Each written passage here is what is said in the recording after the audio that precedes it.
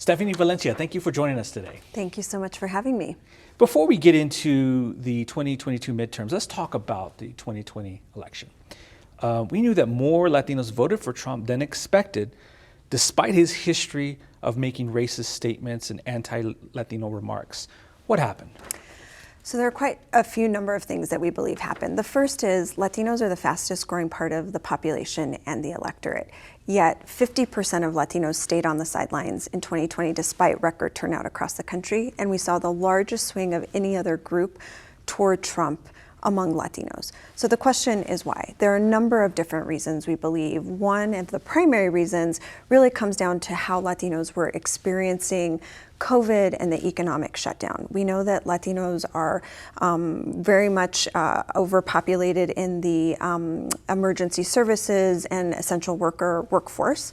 And so whether you are working at a hospital as a caregiver or whether you are providing some other essential service like at a restaurant, Latinos were disproportionately affected by those economic impacts, also as small business owners. So the way that Latinos were looking at, and even to this day as we think about the election in 2020 or 2022, really how they experienced the economic shutdown from COVID, how that relates to their political views, and ultimately how they thought Trump was handling the economy at the time. If you also think about it, in 2016 and in 2018, we were largely talking about immigration. Immigration was a central character in the 2016 and 2018 elections. In 2016, Trump started his campaign by talking and targeting Latinos and Mexicans as rapists and murderers, and a lot of his campaign rhetoric revolved around othering and targeting Latinos as rapists and murderers. Then you go to 2018 and the 2018 midterms. That was the height of the family separation crisis. So families being separated at the border were really coloring and clouding the way that voters were looking at how we handled immigration in this country, and really how to look at Trump and Republicans. And so shift to 2020. Here we had been in the pandemic for almost a year, and people were experiencing real pains in their families, in their businesses. And so we weren't talking about immigration, and not talking about immigration at that point, and really kind of just experiencing the election in that moment in the election through the lens of how people were experiencing COVID and the COVID related economic shutdown was a primary reason we believe that Latinos moved to Trump. That, coupled with what we call uncontested communication and disinformation. We know that there's kind of a blend of outright disinformation about COVID and about the election and the election results and things related to misleading people about where to go vote and how to vote and things about the election. And then there's outright kind of propaganda that we call uncontested communication, where Republicans were communicating, and the Trump campaign was communicating very effectively with Latino voters, particularly around messages around the economy that really pulled them to their side. Just talk about that little misinformation. It played a crucial role in targeting Latinos. We saw the Jorge Masvidal, the MMA fighter, put out one of the most popular videos ever on YouTube, and he basically was making fun of Joe Biden dancing to a reggaeton song, Despacito. Why was this voting bloc so targeted with misinformation? So again, I want to distinguish, there's a very blurry and fine line between what we call uncontested communication and political propaganda, which I would put the Jorge Masvidal video in, and outright disinformation. Disinformation is purposefully trying to mislead and present lies, whether it's about that the COVID vaccine is putting a microchip in your body, or that Bill Gates is going to own all of us because if we get the COVID vaccine. That is outright disinformation. There is fact behind that not being true. Jorge Masvidal making fun of Joe Biden, or quite frankly, in that same video, which was one of the most popular videos that the Trump campaign released in his entire campaign, not just targeting Latinos, but in the entire campaign.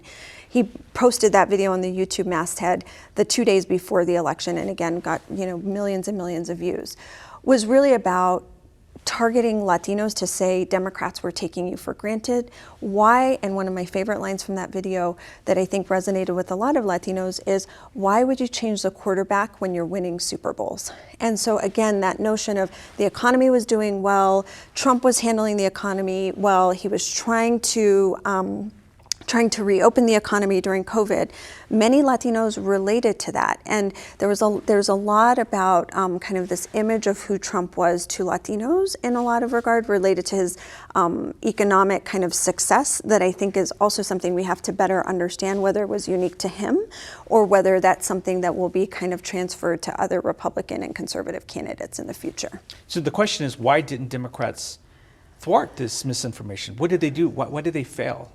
Well, I think there's an asymmetry in how Republicans and Democrats are thinking about reaching voters generally, but specifically Latino voters.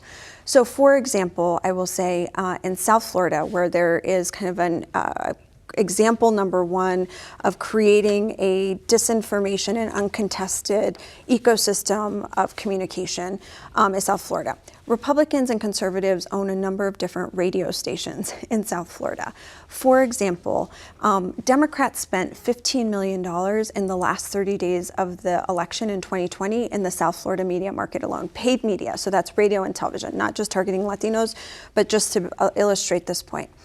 In April of this past year, conservative aligned forces bought a radio station in that same media market for $350,000.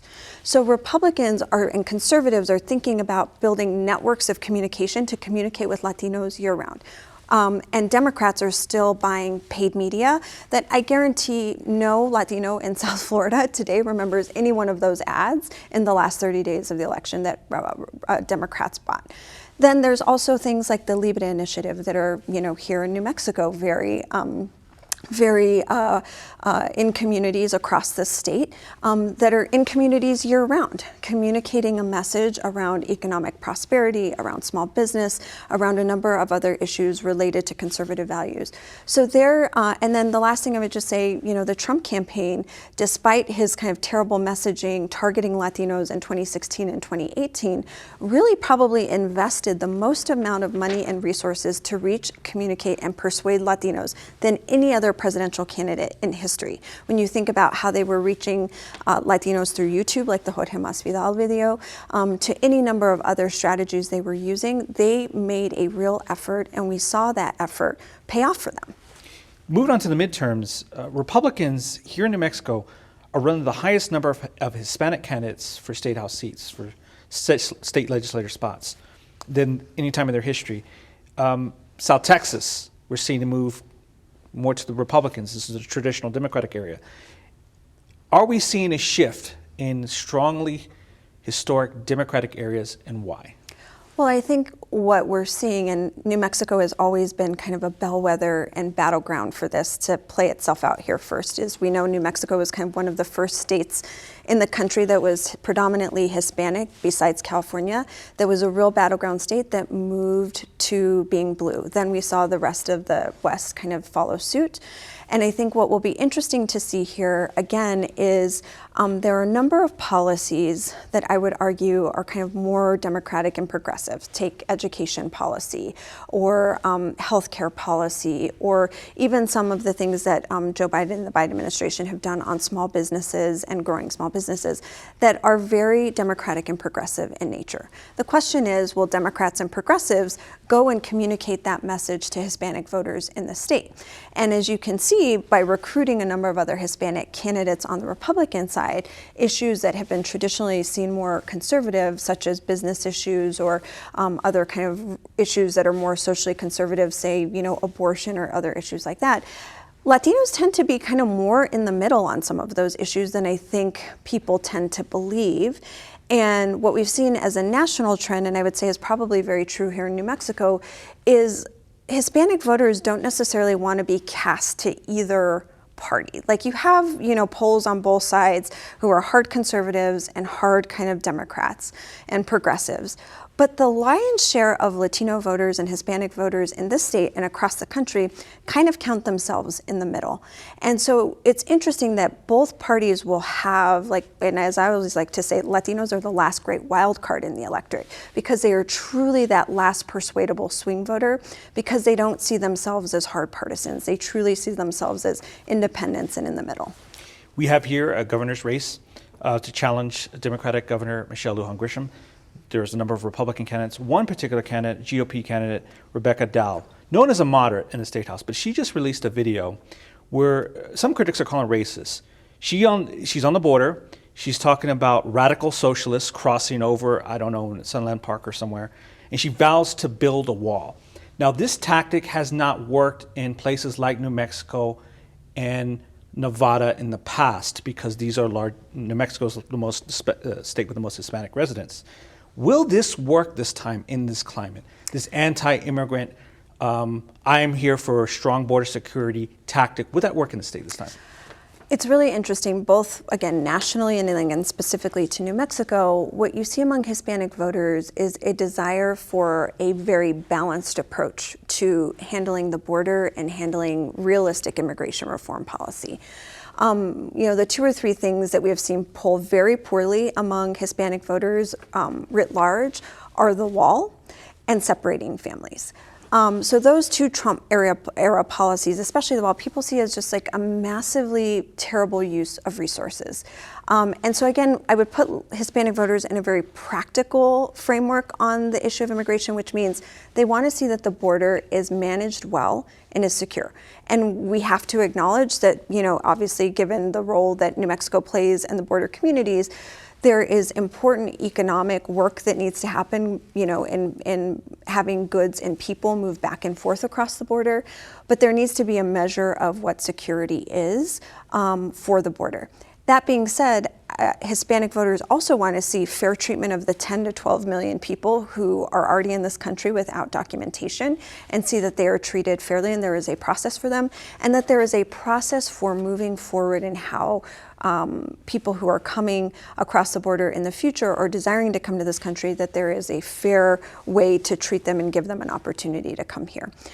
So what I would say is, in that case, it will be interesting to see how that plays out. Obviously, that may help her turn out her hardcore Republican and conservative base to get through the primary. But the question will be, when she gets to the general, the broader electorate is probably not really aligned in that regard. Last 20 seconds. What do you want to see in this primary? What are you looking for?